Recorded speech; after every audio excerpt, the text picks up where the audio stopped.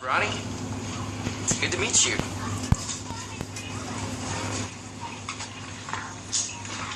What's drawing there? Oh, Beyonce. She's smoking. I'm gonna take my pants off. What? Whoa, whoa. All right, Ronnie, that's enough. This bitch tried to grab my joint. Language, Ronnie. My language is English. And this motherfucker tried to grab on my hang down. Yo, what's up? It's Rick and Matt.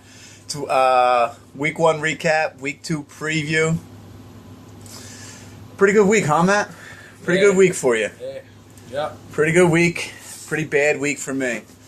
So I guess we should get to the first news item. I'm not sure if you heard about this, but Ray Rice has been released. I'm sure everybody's heard about it. Who cares? He sucks anyway. So should we continue with the 78th hour coverage of the Ray Rice situation? Or I should think we... the big story now should be that Josh Gordon might be reinstated. Yes. So a big gamble by double tight end set, risking $51 on yeah. maybe. So let's get right into the Fab report. So they pick up Josh Gordon for $51, and they drop Devontae Freeman, which is whatever. I had a claim in last night for Josh Gordon for $81, and I took it out at the last minute at 10:30 last night. Good for you, $81. Based on the fact that they were not going to vote on the new drug policy last night. So I pull out my waiver, and they wind up with Josh Gordon for $51. So I guess it's just a wait and see kind of thing, you know? Tommy picks up Terrence West for $35, drops Riley Cooper. That's a little. I think he's paying a little too much for that, But he picks up another running back who's probably going to start this week, so you really can't complain about that. Yeah. I picked up Jake Locker, dropped Niall Davis. I picked him up for $12. Do you want to hear my theory on Jake Locker? Yeah, go ahead. All right. So this is my Jake Locker theory. Okay, Jake Locker is like the girl in high school who you hook up with, but you don't want to tell your friends, and like you just kind of do it on the side, and you actually like really like her, but you don't want to get your balls broken just for hooking up with like an average girl. Whereas I drafted RG3, who's like the sexy pick. You hope it hits through the roof, and like all your friends are happy for you. Okay. But then, like when you're alone with her, like she's fucking annoying. She's dumb as shit. You know, she thinks like buffalo wings come from buffaloes, and you're just like, what the fuck am I doing with this? That's what I felt like on Sunday. Like, what the fuck am I doing with RG3? So I went out and got Locker. Well, that's good. So he's the girl that I've been hooking up with. Oh, good. It's good for you because he sucks. So if Ray Rice got 2 games for spousal abuse or domestic abuse, RG3 should get 2 games for fantasy abuse, because that's what I felt like. I felt like I was battered just watching that performance. He didn't throw the ball downfield at all. But anyway, so I pick up Locker for $12. Flippin' Sweet goes to Flippin' Sucks and picks up Justin Forsett, and he drops the aforementioned Ray Rice, picks him up for $11. Not bad. What else is he gonna do? Horsepower. Do you want to tell your new name for Horsepower this week? Horse manure. Horse Manure picks up the Texans defense and drops the Bears for $6. He also picks up Cody. Is it Parkey or Parquet? Like the butter. I don't know. Spread it like Parquet and drops Robbie Gold, and then you pick up the Packers defense. Is that pretty much just because you're going to streamline defenses again until you're comfortable with starting the Niners? Yeah. It's all about matchups for me, anyway. Okay, and then the final trade that needs to go through, it should go through tomorrow. I haven't looked to see if there's any objections, but the trade is between Horsepower. They're going to send Martellus Bennett over to Fresh Legs for Victor Cruz.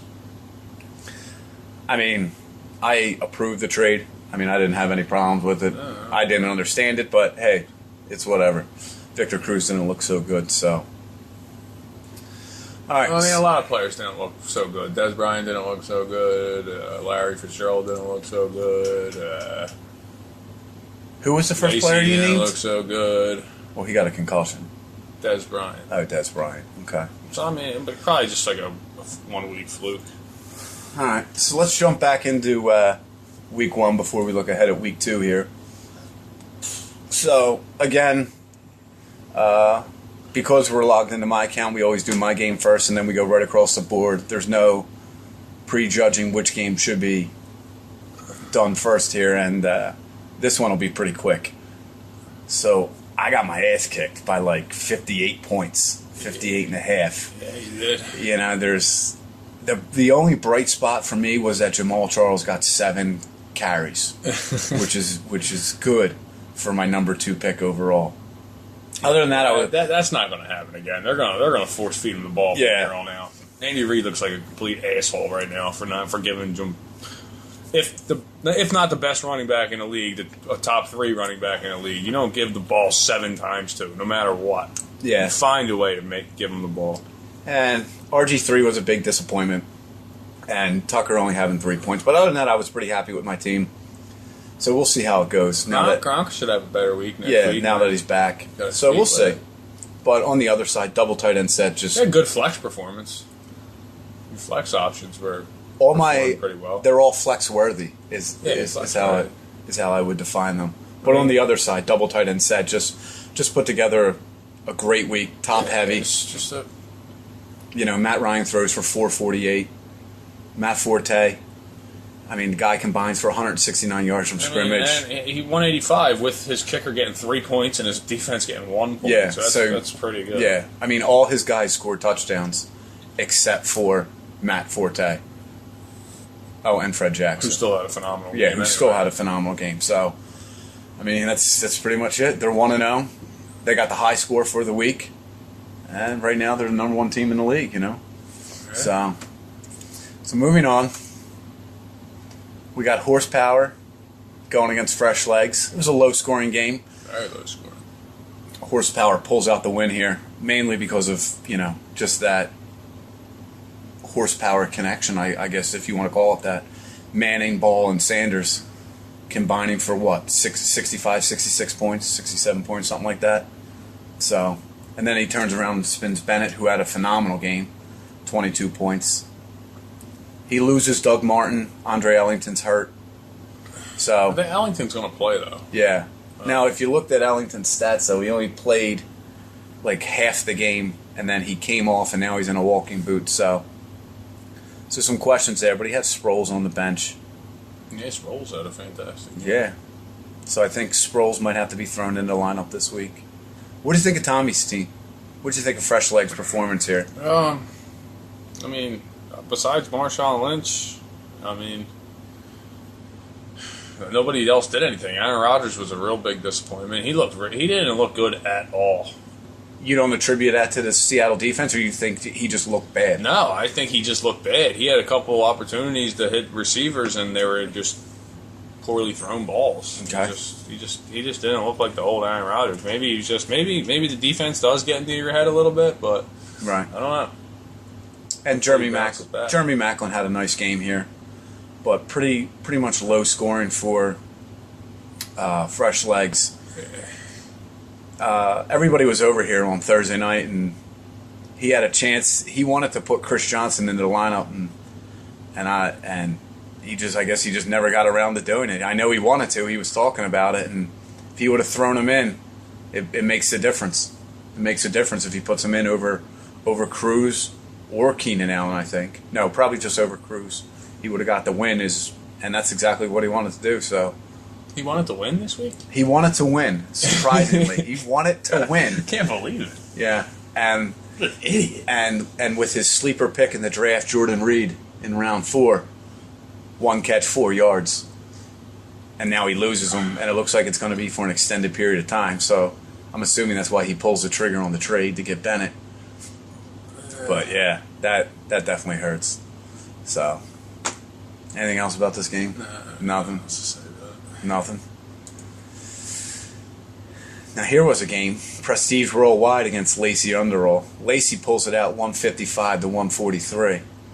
What side do you want to start on here? I just want to start out by saying that I love Matthew Stafford. I wanted him so bad this year, and he just... Like, how bad? Like, not bad enough to draft him in the third round or... Well, you wouldn't even got him in the 3rd round, because I think he went He went 21 overall. Did he? So you would have had to pull the trigger in the second round if you wanted him. Yeah, I did want him, but I wasn't going to Overpay? Overdraft? Go nuts for him. But yeah, He looked really good. He did look good. He's got so many weapons on that team. Yeah. And, McCoy McCoy did McCoy. Yeah, you know. He went over 100 from scrimmage. Jeffrey's a little banged up. You know, Vernon Davis, Michael Floyd, give him steady production, 20 each. Eddie Lacy's hurt. I play Lacy Underall this week, actually. What's Lacy? Lacy's got a concussion. He's out this week, or he's still going through all the protocols. He's probably out this week. So you know what I think it is? I think it's a curse of the keepers in the early round. Remember last year I had Spiller, Yeah. my keeper, and he was like the top 2 running back. Yep. He didn't do shit. Maybe it's like a curse, the Madden curse, the keeper curse, the Frankenbeans curse. and then Prestige. Let's and everybody's going to be real surprised, but let's talk about Tom Brady here for a second. You know, he shows up. He's got 1 touchdown for 6 yards, and that's the one that went to Gronk. But he only throws for 250, and he gets you 17 points. 17 points from Tom Brady. Like, if you watch that game, that offensive line was putrid. They couldn't block anybody. And I mean, he had 2 fumble loss too. So Yeah. I mean, there's 19, there's 21 he would have had. Right. So, I mean, all in all, it's not a terrible game. But Yeah. I mean, but they may have done me a favor by drafting Tom Brady, because I probably would have been all set to take him in the 5th round if he was there. So, but other than that, for Prestige Worldwide, it was all Le'Veon Bell and DeMarco Murray. DeMarco! I love DeMarco Murray. I know think you he's do. such a beast. Yeah, he winds up with 28. He just runs, he just puts his head down and runs, and fucking Yeah. just gets you at least 5-6 yards to Yeah. carry. Demaryius Thomas had a disappointing game. But Le'Veon Bell, here's a guy that a lot of guys look past because of the weed. You know, thinking that this guy might be suspended. If that case I don't goes think over, that was the case. I think he got drafted at in the 1st round, didn't he? No. When did he go? Middle of the 3rd. No way, really? Yeah, absolutely. Let's go back and take a look real quick, since we're arguing about this. I believe he went in the middle of the 3rd No, round. I thought he went So that beginning means of the 2nd. that means he got by you in the 3rd round because you took Jordy Nelson. Yep, here he is. He went with the 7th pick in the 3rd round. So what is that? That's like pick 20. Yeah, 27, 28. Right in there. And they get Le'Veon Bell. So, and guys ahead of him like Randall Cobb, Zach Stacy went.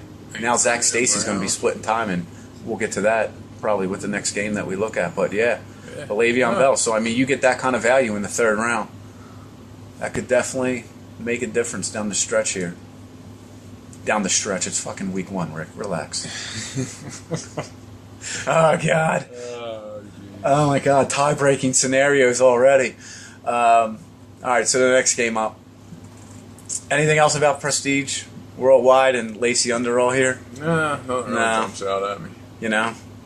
What we said about Lacey? Seahawks Dave, solid. Yeah. Lacey made the right call by starting Stafford over Romo and Foles. So we thought that might be an issue, but I assume they're just going to start Stafford every week. You know, I mean... How can you not? Right. All right. So Flippin' Sweet against ABC.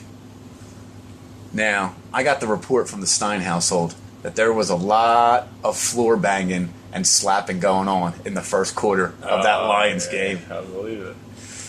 It was like that Sunday night all over again.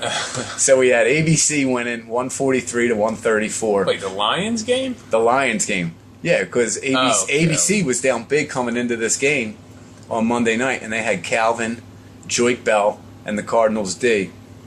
So they got 15 and 8, so that's 23. 23 and 46 is what? Is 69? Yeah, he got 69 points on Monday night, and he only won by 9. So Chris only needed to sweat out like 60 points, but Calvin Johnson's just a beast. Oh, God. He went off in the first quarter, and that was pretty much it. Drew Brees didn't have the greatest game in the world. It it was pretty much Calvin Johnson carrying ABC this week. Yeah. You got anything else on that? Cutler had a nice game. Yeah, Cutler had a nice game for flipping sweet. Arian Foster did his thing, 27 carries, 103 yards. Yeah, a nice game. Brandon Marshall, 20 points with a touchdown, but now he's hurt along with Jeffrey. So I don't like Witten in it as a flex. I don't really, No? can't really trust the tight end as a flex. Like, yeah, he's. Do you think the time is just up for Witten because he's been so good for so long that eventually, you just get old. You just can't get open anymore. Or was it just San Fran's defense was that good on him? it might have been. I mean, San Fran does have a good defense, but I don't know. Yeah, and then Andre Johnson with 15. So, but his boy Kelvin Benjamin showed up. Yeah. Had a beautiful touchdown. Took it away from the defensive back. I have a feeling he'll be in that flex. Yeah, lineup next yeah, he's going to be in there soon. So, anything else on this game? Nah. This is pretty mediocre game here. Other than the great Monday night comeback by ABC. See, ABC, you might win the championship afterward. After all, with all those comebacks, but probably not likely. I'm going to win the division. And then the last game was your game. So I guess I'll just let you take over here. So we got Ash Gerbil I'll just against say what? what the headline read. Finished the season off with the best record and just kept on rolling. Oh, is that what the headline That's said? what it said. Is that what it said? I mean, I was Luck had a great game, and So you got lucky. Thomas had a great game. Yeah. No, I didn't get lucky. That's why I drafted that way. That's Right. what happens when you draft that Right. way. Well, what about the rest of your team? What happened there? I think I did well all around the board. I mean, well, obviously with Larry Fitzgerald didn't really. Yeah. Didn't even look at him, which was kind of weird. But other than I wasn't real happy with like Jackson's. But I mean, he had a decent game overall. Mm-hmm. But he'll get his. I'm not worried about it. Does Mark Ingram crack your lineup? Not this week. Not this week? No. Okay. So, the team that you beat, Ash Gerbil, let's take a look at their little production here. Steady in the middle, He got a nice game from Greg Olson. Real nice game from Greg Olson. Julio Jones came to play. How come Julius Thomas didn't get that real nice game from Julius Thomas? All right, fine. I mean, All Jesus right, you Christ, want to this go guy back had over? Fine. 100 and some Jesus yards Christ. receiving and Oh 3 my receiving God. touchdowns. Okay, let's talk about Julius Thomas. Just say he had a real real quick. nice game. That's all. All right, Julius Thomas had a really, and I'll give you one more really nice game because he had 39.4 points. He was projected to have 20, so he went 19 over his projection. He hit the bonus twice because he hit the bonus for the 35-yard touchdown, and he went over 100 yards. Julius Thomas probably had the greatest tight end game in the history of the NFL. All right. Is that better now? That's better. All right. So now we can talk about Ash Gerbil. Yeah, Percy Harvin looked really good. Yeah. He was like their entire offense. For Yeah. He was. It seemed like he was anyway. He got 17 points from Percy Harvin. But if that dude's going to get 11 touches a game, And you're going to mix in a couple touchdowns. right? Yeah, in there. he's just going to be solid. So Chris every week. He's got. I think Chris has a really nice team. Actually, it's a deep team. It's just going to be one of those decisions like every week. It's like, oh shit, who do I play? Yeah. I don't think you can rely on Gore anymore. Right, though. right, like right there. He left 10 points on the bench because he started Gore over Vereen. So I wouldn't be surprised, and I haven't even looked at the week 2 stuff yet, but I wouldn't be surprised if Shane Vereen isn't already in the lineup. He'll be all right though. Yeah, it's a good team. It's a good team. I thought Colin Kaepernick was going to put up much better numbers, but he still threw for 2 touchdowns, but he only passed for 201. Right. Well, they got up so big, They got up big quick, and then they took their foot off the gas. Right. And he got 17 from his kicker. Yeah, that always helps. That always helps. So, all right, that's week 1 and week 1 in the books. So if we look at the standings real quick, double tight end sets 1-0, and they lead the old school Villanova division, followed by Lacey Underall and ABC, all tied at 1-0. Prestige Worldwide and Optimus Stein, all the way at the bottom at 0-1. Down in the Northeast Philly division, we got what? Leading at 1-0, tied with Horsepower for first place, both at 1-0, and then Ash Gerbil, Flippin' Sweet, and Fresh Legs all at 0-1. Now, you can't win the championship in week 1 or the first 3 weeks, but you can certainly take yourself out of it. So these teams that are 0-1 got some work to do. So let's jump right to the games, and I guess let's preview your game first, since first place is on the line already. Yeah. Yeah, you know? It is, yeah. So let's jump into the scoring previews here. And let's go to what at horsepower. Okay, so what are you, like a 36 point favorite? Yeah. 40. 36. 184 minus 48. 36. Yeah, 36. So you got Luck against Manning. Luck on Monday Night Football against that Eagles defense. So Luck should have a good game, but Peyton Manning's always going to have a good game. That KC defense stinks. Right. And then you got your boy AP going against Monte Ball. I think Adrian's going to have a good game this week. Against the Pats. Yeah. Jordy Nelson against Sanders. Julius Thomas against well, there's your answer at tight end. He threw in Eric Ebron, and he didn't pick anybody up. So he has Ellington in the starting lineup. Cooks, I don't think he's going to take Cooks out. Cooks looks really good. Yeah, he looks good. And as of right now, he's got Martellus Bennett in there as the flex, but you know he's coming out because obviously he's about to get traded. Right. You going to stick with Deshaun here? Yeah. Yeah? Yeah. And stick with Larry? Okay game. Yeah, he had like 7 receptions for, I think Okay. it was like 67 yards or something like that. But All right. yeah, I'm sticking with him. I ain't And you're making any sticking with that changes this Packers week. D? So that's your lineup, right? You're set, Yeah, barring I'm any set. weird reports from practices. All right. ABC at Prestige Worldwide. As of right now, the projections have them both at 166. So let's. Before we go on to this game, you got what, or you got horsepower this week? What? Are you really even asking me more questions? I will also take what, just based on these projections. I agree AP has a big game. I think Jordy Nelson has a nice game up against the Jets. And yeah. I don't think it's going to be a blowout like these projections have it, though. I think it's going to be a lot closer. I think you're going to win by about like 10, 15, somewhere in that range. ABC at Prestige. So looking down this, we got Breeze against Brady, Stacy against Murray, Calvin against Demarius, Pitta against Heath. Oh, Calvin versus Demarius. Yeah, how you like that matchup week 2? Yeah, it's a big We got matchup. Moreno against Le'Veon Bell, Mike Wallace against T.Y. Hilton, Decker against Matthews, Crosby against Gostkowski, and Cardinals D against Seahawks. I really don't even know why I announce kickers and defenses. It's stupid. But whatever. So I'm going to take, just to make ABC happy, I'm going to take Prestige Worldwide because they say they never win when I pick them. So I'll take Prestige Worldwide to get to 1-1. I'm going to take ABC. Yeah? Yeah. All right.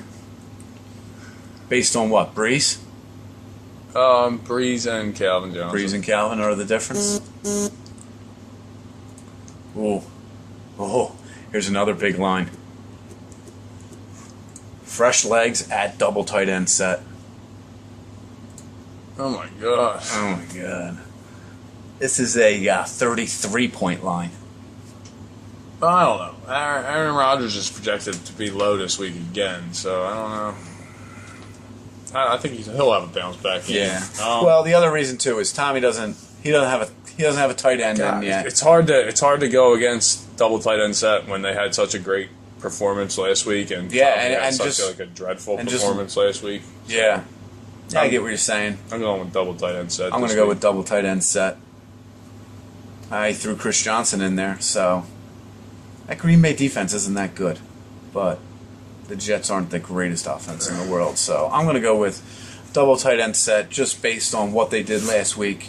You still got A.J. Green, you got Matt Forte, you got Matt Ryan, and that's enough for me. Right.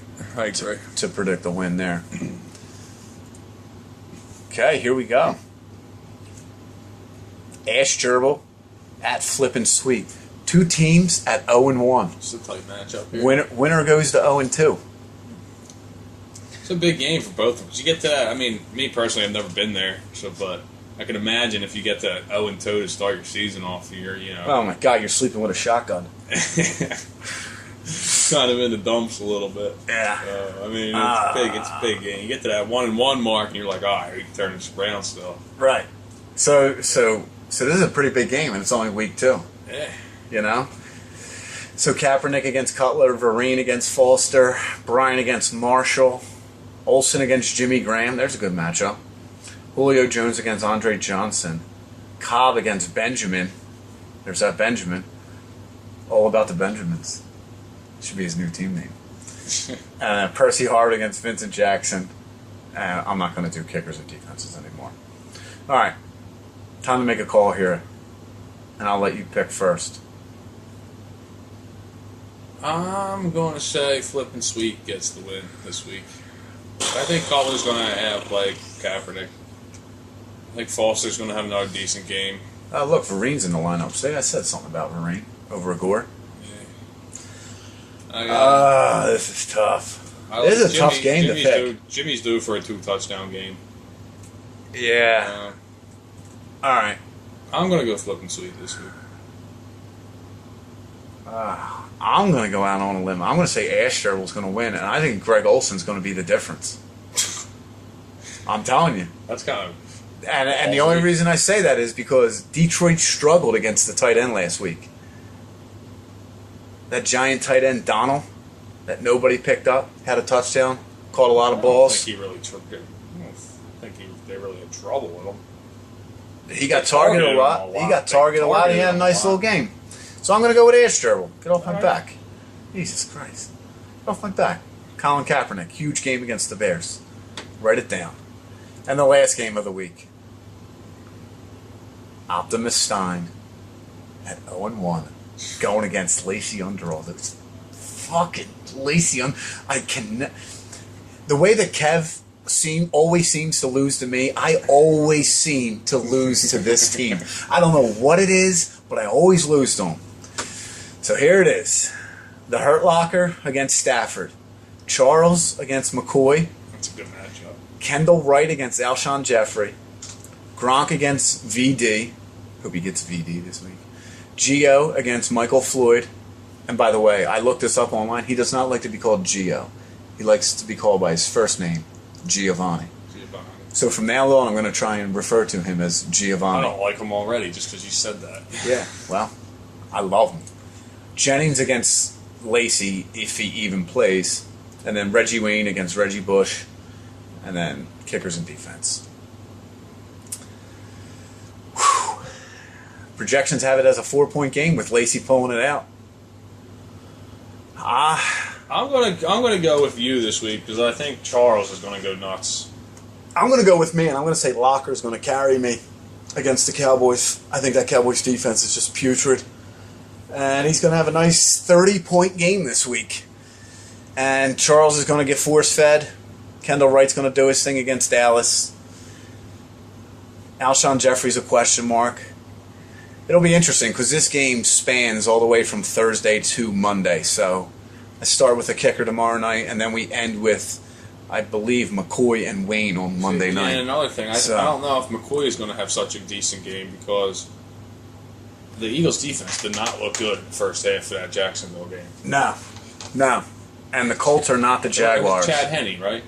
Yeah, it was Chad Henne. Henne just picked apart our defense, and Luck's going to do the same thing, not worse. Okay. So, I mean, you might be not getting as many touches from McCoy as you would hope for. All right. Well, there it is. That's the Week 2 projections. Week 2 predictions. That's what I was looking for, predictions. There's the predictions. What's wrong with projections? Projections. They say projections. Projections and predictions. All right, so best of luck. Everybody get their lineup set. Remember, what's the game tomorrow night? Ravens Steelers. Tomorrow night on Thursday night. Get your lineups in. And best of luck to everybody. See y'all later. Later.